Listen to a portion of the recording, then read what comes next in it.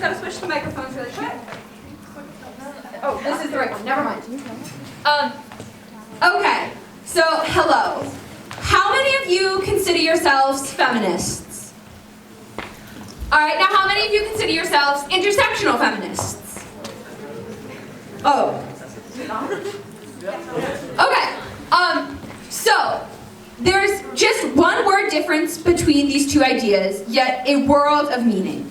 So feminism essentially states that men and women should be equal, and that's great. But unfortunately, however unintentionally, there's also kind of this idea of inequality between women in it, because there's pre-existing social structures of oppression which exist in our society, creating inequality along the lines of race, ethnicity, ability, and sexuality, and class. And so, unfortunately, when we're fighting for equality by just dismantling the patriarchy, we're not actually getting rid of all of these systems of oppression, which means not all women are equal. Take, for example, the rallying cry, 75 cents on the dollar is not enough. Well, this only holds true in the US, for one.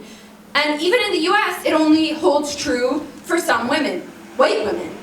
For Hispanic women, it is 54 cents on the dollar. For black women, it is 64 cents on the dollar. And for indigenous women, it is 59 cents on the dollar. While globally, only 20 to 30% of the disabled population is even employed. And for women with disabilities, they are 2 times less likely than men with disabilities to even get a job. So this is where intersectional feminism comes in, which essentially states that a woman's oppression is a result of many facets of her identity, which cannot be separated from each other as they function both to create and her oppression, as well as stating that, so in order to liberate women and create equality for all people and between women, we need to fight to end all systems of social oppression. So these are great academic definitions, I love them, but they're a bit distant from reality. So what I'm going to tell you today is a story of our history, and that's the history of eugenics feminism. So one day I was sitting across from this kid in debate class, and he turned to me and said, you know, your life probably would have been a lot better for you if you were never born, you know, because you're disabled. And what he said in this one sentence essentially summed up the main idea of eugenics, which is this 19th century social movement and debunked pseudo-scientific idea that certain people are inherently more worthy because of real or perceived biological differences, and as a result, we should socially select for the genes that we consider most desirable. So some of you might start to think, well, doesn't this mean we can get rid of genes that code for deafness, or blindness, or being born paralyzed? One, this kind of stems from an ableist thinking that people with disabilities lead these horrible, awful lives, that we get rid of our disability in a second, that we cannot meaningfully contribute to society. Newsflash, not true. And 2, who gets to decide whose life is worthy? And the answer around the turn of the century, when this was a really popular movement, was scientists, predominantly white male scientists who had able-bodied scientists who perfected this pseudoscience, which said that immigrants of color, black people, and indigenous populations, and the poor were those with unworthy genes, and so had to go. And unfortunately, a lot of early feminists adopted this thinking in order to position themselves as citizens, essentially saying, give us reproductive rights and freedom, and we will be responsible citizens with them. We will contribute to the moral betterment of this world. And it was feminists like Mary Strokes, the founder of MIS International in the UK, that is now an international organization, hence its name, and Margaret Sanger, who founded the organization which would become Planned Parenthood. And I want to specify my talk is not to dismantle or destroy any of the work these organizations have done. They're wonderful organizations that have taken steps to distance themselves from these women and their original founding legacy. However, eugenics feminism has played a part in our world and has, even to this day, shapes the struggle for reproductive freedom, especially for women of color and disabled women. Take, for example, a 2015 court case from Kenya in which 5 women sued the Kenyan government and MIS International, claiming that because they had AIDS, they had been forcibly sterilized in government hospitals, which MIS had recommended to them with some knowledge of what happens there. And it isn't just these 5 women. A Kenyan activist wrote a report called Robbed of Choice, in which she concluded that this is a systemic issue across public health facilities. And many women went out to protest this, wearing shirts that said, "End the forced sterilization of women with AIDS," and "My body, my womb, my rights." And you'd think in 2015, that shouldn't have had to been said.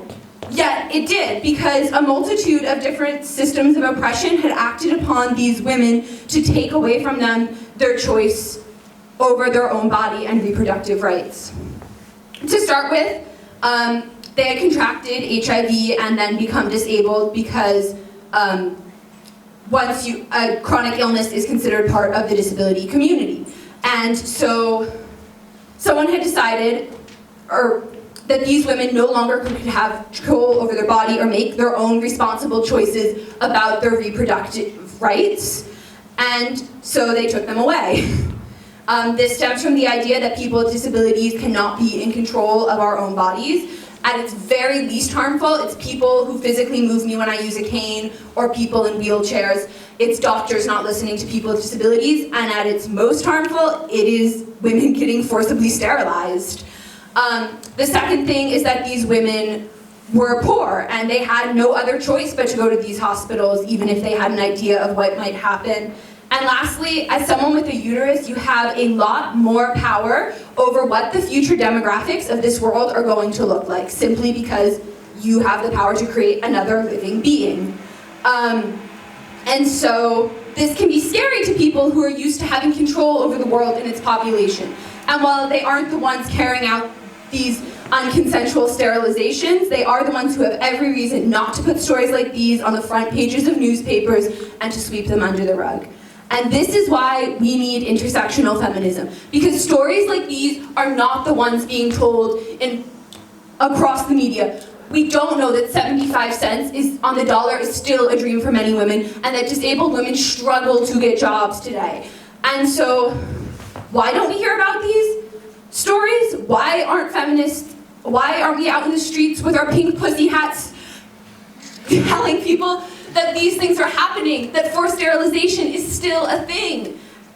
It's because these things do not happen to white, cis women in wealthy Western countries. And so feminism moves on to different fights and different struggles, leaving many women behind. And when these issues are brought up as part of the present rather than the past, it's said, oh no, that's an issue for the disabled community. Oh no, that's an issue for the indigenous community. Well, one, we're far stronger united than we are divided. And two, no, because these are issues facing women, and these struggles are facing them because they are both women and part of these communities, and you cannot separate the two.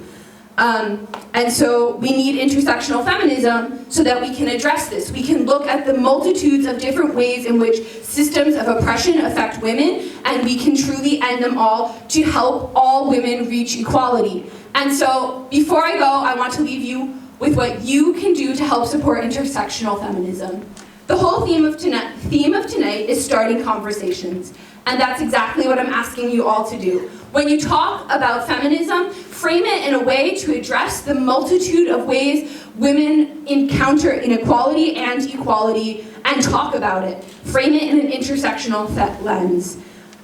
Additionally, know our past. Know the past of feminism and know the past of its leaders, the good, the bad, and the ugly.